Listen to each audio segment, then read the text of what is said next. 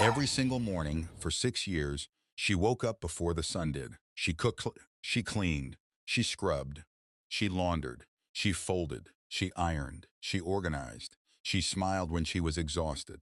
She stayed quiet when she was breaking inside. And every night, every single night, she went to bed last so that everyone else in that house could wake up first. That was her life. That was the rhythm she kept, quietly, without applause, without recognition, and without complaint. She told herself that this was love. She told herself that what she was doing mattered. She told herself that the people around her saw it, even if they never said so. She was wrong on that last part, and the price of that wrongness would cost everyone in that house more than they ever imagined. But here is what nobody tells you about a woman who does everything. The moment she stops, the whole world falls apart. And on one ordinary Tuesday, after 6 years of getting up before dawn and holding a household together with her bare hands, Claire Mitchell did something that no one in her family saw coming. She stopped. No announcement, no warning, no dramatic exit. She simply made a decision that would shake every single person in that home down to their foundation. And by the time the dust settled, nothing in that family would ever be the same again. Stay with me, because what happened next is one of the most quietly devastating and ultimately powerful stories I have come across in a long time, and I promise you, you will not want to look away. Before we go any further, I want you to ask yourself something. Have you ever worked so hard for the people you love, given so completely of yourself, your time, your energy, your dreams, and felt, in the quiet moments when the house was finally still, like none of it was ever truly seen?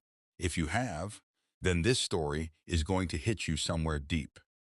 Because Claire Mitchell's story is not just her story. It is the story of millions of women across this country who gave up careers, identities, and independence in the name of family, only to discover that the people they gave everything to had quietly stopped noticing. And when Claire finally decided she was done being invisible, the fallout was something nobody in that family was prepared for. Here are the questions this story is going to answer. Who was Claire Mitchell before she became the invisible engine of her family's household? Drop a comment right now and let us know where you are watching from. We would love to hear from you, and do not forget to hit that subscribe button so you never miss any of our upcoming stories. To understand what Claire Mitchell did and why she did it, you have to go back to who she was before the aprons and the early mornings and the 6 years of invisible labor. Because the woman who stood at that kitchen sink on a Tuesday morning and made the decision that changed everything was not always the quiet, self-erasing person her family had come to take for granted. She was, at one point in her life, one of the most driven, ambitious, and self-possessed women in any room she walked into. She grew up in Columbus, Ohio, the middle child of three, raised by a mother who worked 2 jobs and a father who taught her that a woman's worth had nothing to do with what a man decided to give her. Claire took that lesson seriously. She took everything seriously. She graduated from Ohio State with a degree in marketing and communications. And by the time she was 26 years old, she had already carved out a name for herself at a mid-sized advertising firm in Cincinnati. She was good at her job, not just competent, but genuinely talented in the way that made her colleagues stop and pay attention when she spoke in a meeting. She had a corner desk by 30. She had clients who asked for her by name. She had a paycheck that was hers, and a life that was entirely, unapologetically her own. She had close friends. She had a Saturday morning routine she loved. She had plans, real, concrete, exciting plans for the next 10 years of her career. And then, at 29 years old, she met Marcus Mitchell at a mutual friend's birthday dinner in downtown Cincinnati. And everything she had mapped out for herself began, slowly and almost imperceptibly, to shift. Marcus was charming in the way that certain men are charming, effortlessly, without even trying. He was successful. He was attentive. He made Claire feel, in those early months, like the most important person in any room they shared together. He listened when she talked about her work. He told her she was the smartest woman he had ever met. He showed up on her difficult days and made her laugh on her easy ones. And when he proposed, 2 years into their relationship, Claire said yes without hesitation. She loved him. She believed in him. She believed in what they were building together. And when, shortly after their wedding, Marcus brought up the idea of starting a family and suggested that perhaps Claire might consider stepping back from her career, at least for a while, so that she could be home for their children. She did not say no. She said, "Let's talk about it." And then, slowly, she said yes to that too. Leaving a career is not the same as leaving a job. That is a distinction that people who have never done it do not fully understand. When Claire Mitchell handed in her resignation at 31 years old, she was not just giving up a paycheck. She was giving up an identity. She was giving up the version of herself that had spent a decade being built, refined, tested, and proven. She was giving up her desk, her clients, her colleagues, her sense of forward momentum, and the quiet, private satisfaction of being someone who was very good at something outside of her home. She told herself it was temporary. She told herself it was just until the children were old enough for school. That was the agreement, more or less. Not a formal one, not written anywhere, but understood between them. Just for now, she told herself. Just for a season. That season lasted 6 years. In the first year, she adjusted. She told herself that being home was its own kind of work, and she was right. It was exhausting in ways she had not anticipated, physically and emotionally demanding, in a way that her office job, for all its pressure, had never quite been. But she managed. She organized the household with the same precision she had once used to manage marketing campaigns. She meal planned, she budgeted, she researched the best pediatricians, the best preschools, the safest car sites. She became, in every practical sense of the word, the operational center of a four-person household. And Marcus went to work every morning, came home every evening, ate the dinners she cooked, and slept in the bed she had made. For a while, it worked. For a while, it felt like enough. By year 2, Marcus's mother Dorothy moved in. Dorothy Mitchell was a woman of firm opinions and selective blindness. The kind of mother-in-law who could walk past a stack of dishes in the sink and comment on a single water spot on the faucet. She had ideas about how a home should be run, ideas that she was never shy about sharing, and she directed most of them at Claire, not at her son, not at Marcus, who contributed almost nothing to the daily running of the house. At Claire. Always at Claire. Dorothy positioned herself as an authority in a home that was not hers. And Marcus, who had always found it easier to keep the peace than to make a stand, said nothing. He never corrected his mother. He never stepped between them. He smiled and changed the subject and left Claire to navigate it alone. This was the beginning of a pattern that would define the next 4 years of their marriage. By the time Claire and Marcus were 5 years into their marriage, a rhythm had established itself in the Mitchell household, and not a healthy one. Claire woke first, cooked, organized, cleaned, managed the children's schedules, handled school communications, coordinated doctor appointments, dealt with household repairs, did the grocery shopping, managed the family budget, and performed roughly 400 smaller tasks every single week that no one in the house could have named if you asked them, because they had never once had to think about them. They just happened. The lunches were packed. The permission slips were signed. The dry cleaning was picked up. The bills were paid. The house was clean. It all just happened because Claire made it happen, invisibly, relentlessly, and without a single word of acknowledgement from the people who benefited from it every day. Marcus worked. That was real, and Claire had never disputed it. He put in long hours. He provided financially in a way that kept the household stable. But there is a particular kind of blindness that can settle over a person when they come home every day to a house that runs perfectly. A blindness that stops them from ever asking how it runs or at what cost. Marcus had that blindness. He did not see the load Claire was carrying because the load was, by design, invisible. She had made it invisible. She had absorbed it so completely that its absence was the only thing that would ever make it visible. And Marcus, for his part, had grown comfortable with never having to look. He had stopped asking. He had stopped noticing. And he had, without ever meaning to or even understanding that he was doing it, stopped seeing his wife as a full human being with needs and limits and a breaking point. Marcus's sister Lisa and her husband Kevin were a different kind of problem. They visited often, too often, in Claire's estimation, and each visit followed a familiar and exhausting script. Kevin would settle into the couch. Lisa would walk through the house with an appraising eye, noting things that were not quite right, offering comments that were dressed up as observations but functioned as criticism. The food was a frequent target.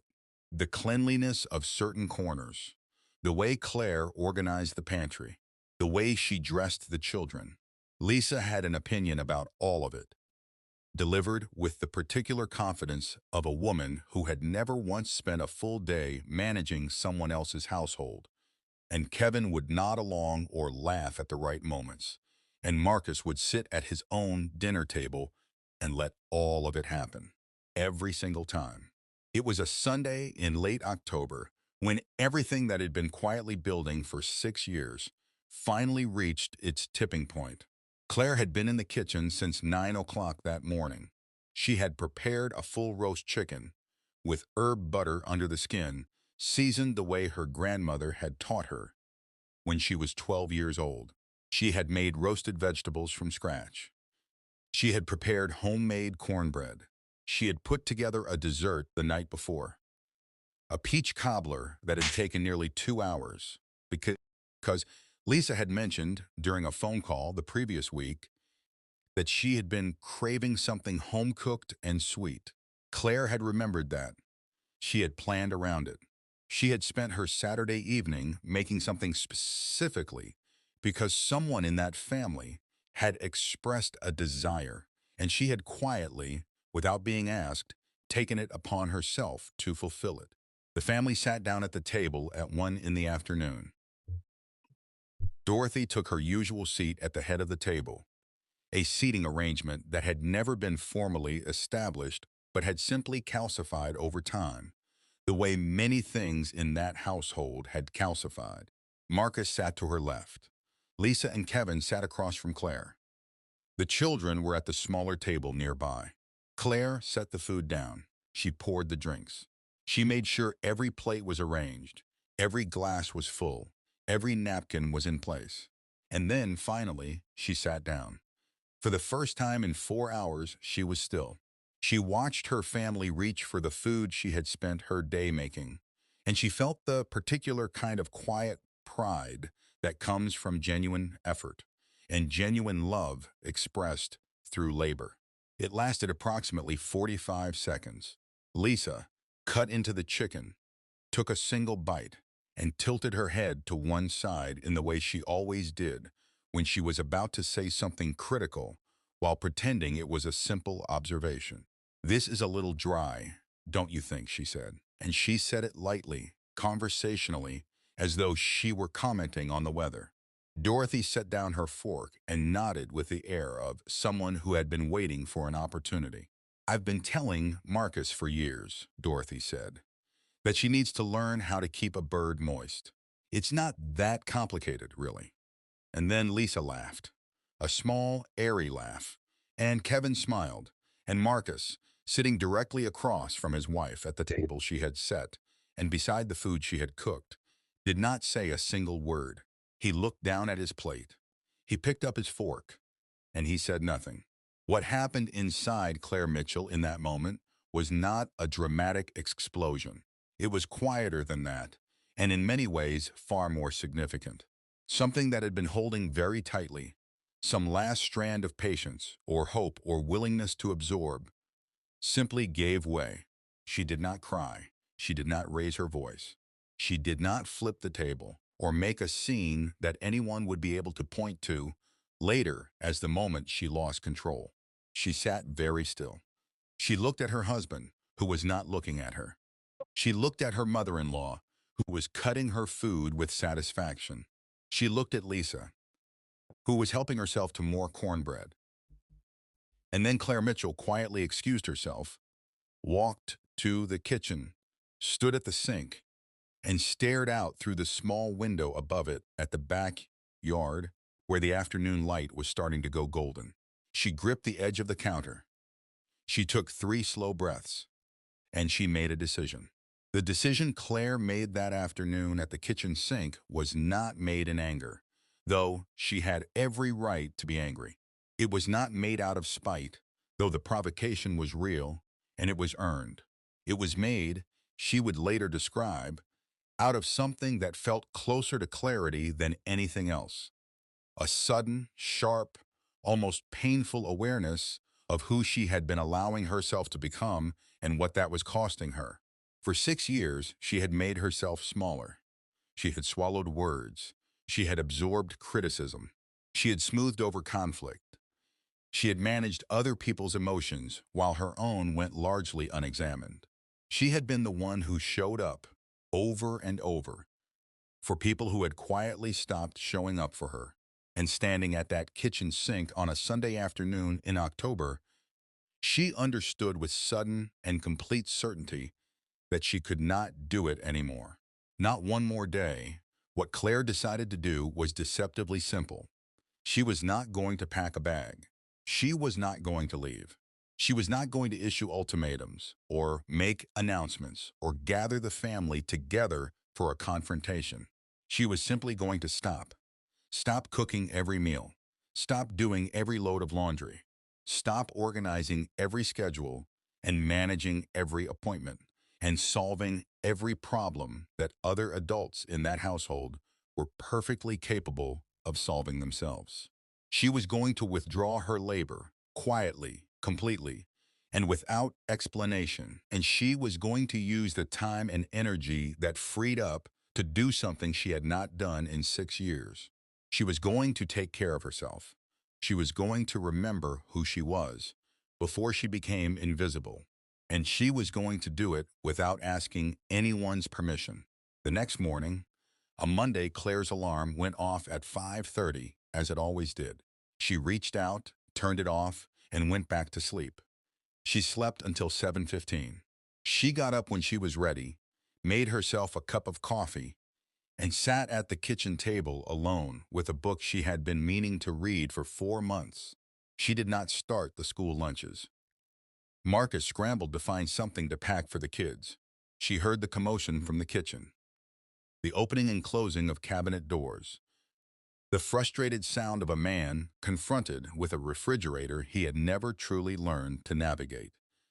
And she sat at the table and turned a page. She was not cold about it. She was not performing indifference. She was simply, for the first time in a very long time, choosing herself.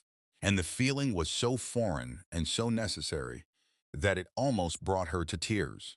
By Tuesday, the household had already begun to show the first signs of strain. The dishes from Sunday's dinner, which Claire had not washed, a first in 6 years, were still in the sink. Marcus had added Monday night's takeout containers to the pile.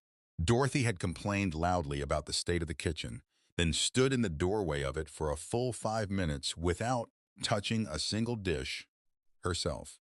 The laundry hamper in the master bathroom was overflowing. Claire walked past it without breaking her stride. She had a hair appointment that afternoon, the first one she had made for herself in 11 months, and she was not going to be late for it. She sat in that salon chair for 2 hours, and for the first time in longer than she could remember, she laughed easily and freely, without a single thought about what was waiting for her at home. By the end of the first week, the Mitchell household was, by any objective measure, a mess.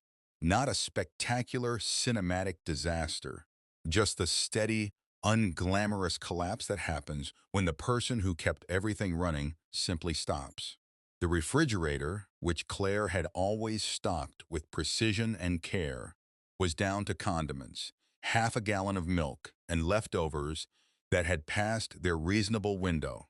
Marcus had ordered takeout 4 times in 5 days. The children's school bags had been packed incorrectly twice, once with the wrong homework, once with no lunch at all, which resulted in a phone call from the school that Marcus handled with visible panic.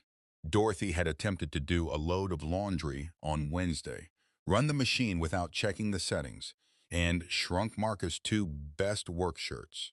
She did not apologize for this. She blamed the machine. Lisa called on Thursday. She had heard through Marcus, who had begun calling his sister more frequently as the week went on, in the way that people reach out when they are looking for validation, that things at the house were not great. Lisa's interpretation of this information was characteristically Lisa. "Is she going through something?" she asked Marcus on the phone, with the tone of someone discussing a mildly troubling news story rather than a living human being they had sat across from for Sunday dinners for 6 years. Like, is this a phase? Because if she's having some kind of episode, maybe she should talk to someone. Marcus did not push back on this framing. He said he didn't know. He said Claire seemed fine, which was true, in the sense that Claire was the calmest person in the house, which was perhaps the most telling detail of all. What none of them understood, not Marcus, not Dorothy, not Lisa or Kevin, was that Claire's calm was not a sign of detachment or crisis. It was a sign of relief. She had spent that week doing something radical by the standards of the life she had been living for 6 years. She had rested. She had walked to the park near their house every morning and sat on a bench for 20 minutes with her coffee, doing nothing but existing. She had called her college roommate, Dana, whom she had not spoken to properly in almost 2 years, and they had talked for 3 hours about their lives, their choices, their regrets, their dreams. She had pulled out the journal she had not written in since before her youngest was born and filled 4 pages in a single sitting. She had, in the simplest possible terms, started to remember who she was. It was Dorothy who broke first, which surprised no one who knew Dorothy. On a Friday afternoon, 9 days into Claire's quiet withdrawal, Dorothy found her in the living room reading. A scene that Dorothy clearly found personally offensive, given the state of the kitchen, and she made her move. She stood in the doorway with her arms crossed, and she used the voice she reserved for moments when she felt her authority was being challenged. "Claire," she said, "I think it's time we had a conversation about what's been going on in this house." Claire looked up from her book. She closed it. She put it down on the cushion beside her. She gave Dorothy her full, unhurried attention, which seemed to unsettle Dorothy slightly. Confrontations are easier when the other person reacts. Claire did not react. She simply waited. Dorothy made her case. The house was in disarray. The children needed proper meals. Marcus was stressed.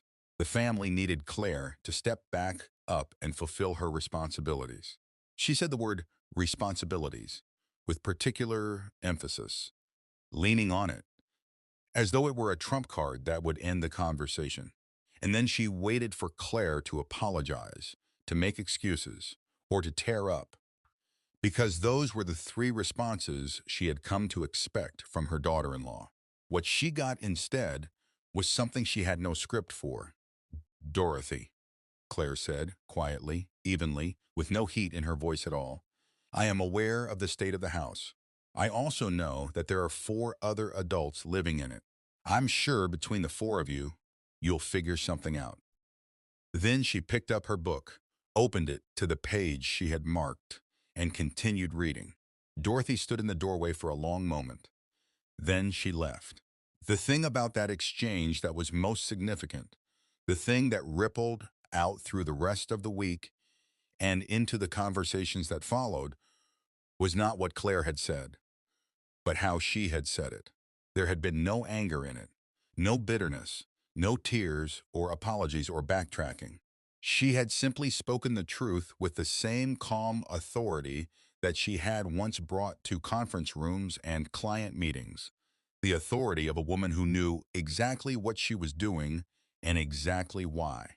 And Dorothy, for the first time in 6 years of living in that house, had walked away from a conversation with Claire Mitchell, not knowing what to do next. That was new, and it mattered more than anyone in that family was ready to admit. Marcus tried in the second week to have a conversation. To his credit, he did not lead with accusations or demands. He found Claire in the backyard on a Saturday afternoon, where she had set up a chair in the last of the autumn sun with a cup of tea and her journal, and he sat down in the chair next to her. He was quiet for a moment. The kind of quiet that means someone is trying to find the right words and is not sure they exist. "I want to understand," he said finally. "I don't think I understand what's happening." Claire looked at him. She had known this conversation was coming. She had thought about what she wanted to say, and more importantly, what she did not want to say. Because she had learned, over 6 years of failed attempts at honesty in her marriage, that exhaustive explanation rarely produced the understanding she was hoping for. So she kept it simple. "Do you know what I did on the Tuesday before our wedding anniversary last year?" she asked him. Marcus did not know. "I woke up at 5 a.m., Claire said. "I made breakfast for the kids and packed their lunches. I took your shirts to the dry cleaner. I called the plumber about the leak in the downstairs bathroom that you had been meaning to call about for 3 weeks. I did 2 loads of laundry. I went grocery shopping, came home, put everything away, started dinner, helped the kids with their homework, finished dinner, cleaned up the kitchen, got the kids to bed, and then I sat on this same couch and I fell asleep before 10 o'clock. She paused. "Do you know what you did?" Marcus said nothing. "You came home," Claire said. "You ate dinner, and you asked me if I'd remembered to pick up your shirts." The silence that followed was the most honest thing that had lived between them in years. Marcus sat with that silence. And then he said something that he had perhaps never said with this particular combination of words in 6 years of marriage. He said, "I'm sorry. Not I'm sorry you feel that way. Not I'm sorry, but you knew what this was going to look like. Just, I'm sorry." Claire looked at him for a long moment. She did not rush to fill the space his apology had opened. She let it sit there, because it deserved to sit there. And then she said something that Marcus was not expecting. "Thank you for saying that," she told him. "I hear you. But, Marcus, I need you to understand something. I am not the same person who would hear that and go back to the way things were. That is not on the table." Marcus looked at her. He looked at her in the way he had not looked at her in years. Really looked, without looking past her, without looking through her. "What is on the table?" he asked. "Tell me," she said, "what you think should be, and then we can talk." That night, Marcus did not sleep. He lay in the bed that Claire had stopped making. She had started leaving it simply pulled up, rather than perfectly arranged, a small thing that had somehow registered with him as profoundly as everything else. And he thought. He went through the years. He went through the days. He tried to reconstruct a typical week in their household from Claire's perspective. And the exercise was, by his own account, humbling in the extreme. He thought about the morning she had driven their youngest to the emergency room alone at 2 a.m. because the child had croup and Marcus had needed to be up early, which he was, and which she had accommodated without complaint. He thought about the Christmas she had organized entirely by herself while he worked through December. He thought about the career she had left. He thought about the table where Lisa and Dorothy had laughed at the chicken she had cooked for 5 hours, and the shame of it settled over him like something physical. At around 2 in the morning, Marcus went downstairs. He sat at the kitchen table in the dark. He looked at the kitchen, really looked at it, and he thought about how many times he had walked through that room without seeing it, without seeing the systems Claire had built, the care she had put into every surface and every cabinet and every drawer, the invisible scaffolding she had constructed around their entire family life. And he thought about the fact that it had taken a near collapse of that scaffolding for him to notice it was there at all. That was not something he could attribute to ignorance alone. That was something he had to own. He picked up his phone and he started typing a list. Not a to-do list, not a plan, but a list of every specific thing he could think of that Claire had done alone in the past month. He ran out of space on the note before he ran out of things to write. He sat with that for a long time.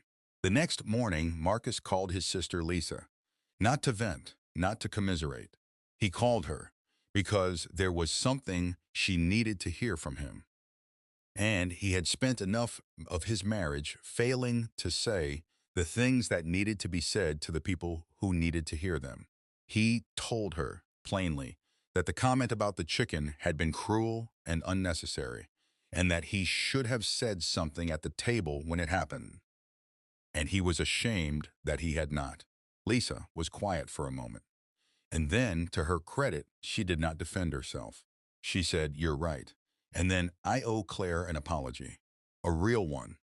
That was the conversation that started a chain of events nobody in the Mitchell family had seen coming when that October Sunday began. A chain that would eventually, slowly, and imperfectly lead every single one of them to the same reckoning. Dorothy Mitchell had spent 68 years being a certain kind of woman. One who did not yield easily, who held her ground, who had very firm ideas about how things should be, and was not accustomed to the discomfort of being wrong. She was not a cruel woman, not at her core. She was a woman who had been shaped by a generation and a household that had particular expectations, and she had carried those expectations forward without ever examining whether they were fair or whether the weight of them was landing squarely on someone who had not signed up to bear them. She had never thought of herself as hard on Claire. She had thought of herself as helpful, as a corrective presence, as someone who maintained standards. That was the story she told herself. And she had told it for so long that it had calcified into something she mistook for truth. What changed Dorothy was not a conversation, at least not primarily. What changed Dorothy was the 2 weeks she had spent inside a household that Claire was no longer quietly holding together. She had cooked exactly twice during those 2 weeks. The first time, she had burned the pot. The second time, she had produced a meal that was edible but joyless, and she had stood over the stove for the better part of 2 hours to make it happen. She had done one load of laundry. She had tried to organize the pantry and given up after 20 minutes. And she had, by the end of week 2, a concrete and undeniable sense of how much effort had been going into that household every single day. Effort she had watched Claire perform and criticized rather than acknowledged. That understanding did not come to her comfortably, but it came.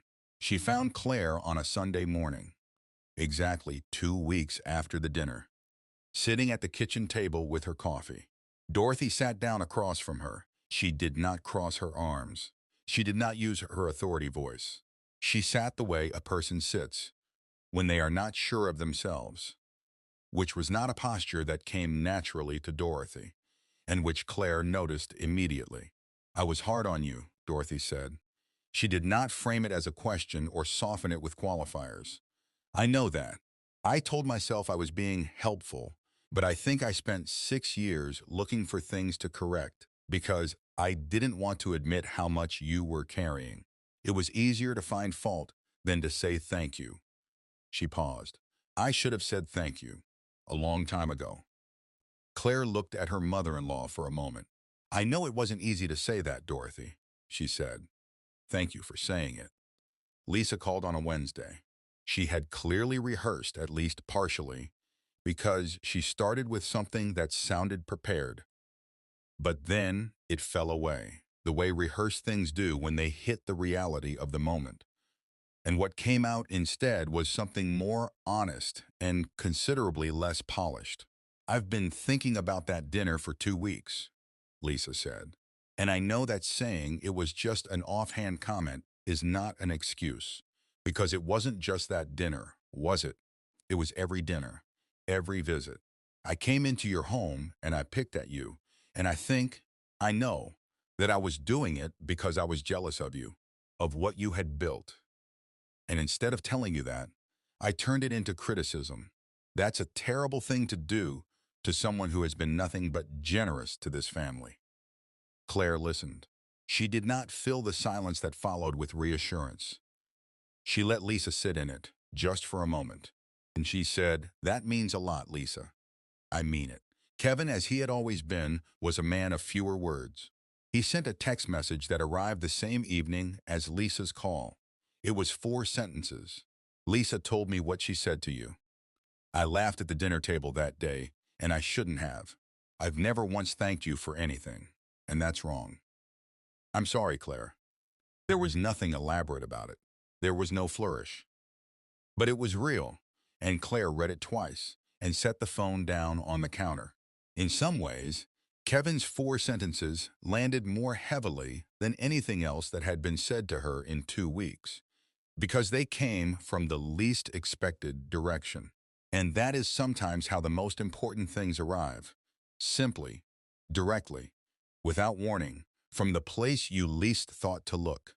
Claire did not rush the resolution. She took her time. She let the apologies settle. She thought carefully about what she wanted, not what would be easiest, not what would return the household to the fastest version of normal, but what would actually be true and sustainable and fair. And then, on a Saturday, 2.5 weeks after the October dinner that had set all of this in motion, she called a family meeting. Marcus, Dorothy, Lisa, and Kevin were all present. Claire sat down. She did not stand over anyone. She did not perform strength. She simply had it. And she spoke with the steady clarity of a woman who had spent 2.5 weeks remembering who she was and who was not willing to forget again. "I forgive all of you," she said, "and I want to be clear, I mean that. This is not a performance, and there are no conditions attached to the forgiveness itself. But there are conditions attached to the way things are going to work going forward, because I will not go back to the way things were. That is simply not something I am willing to do."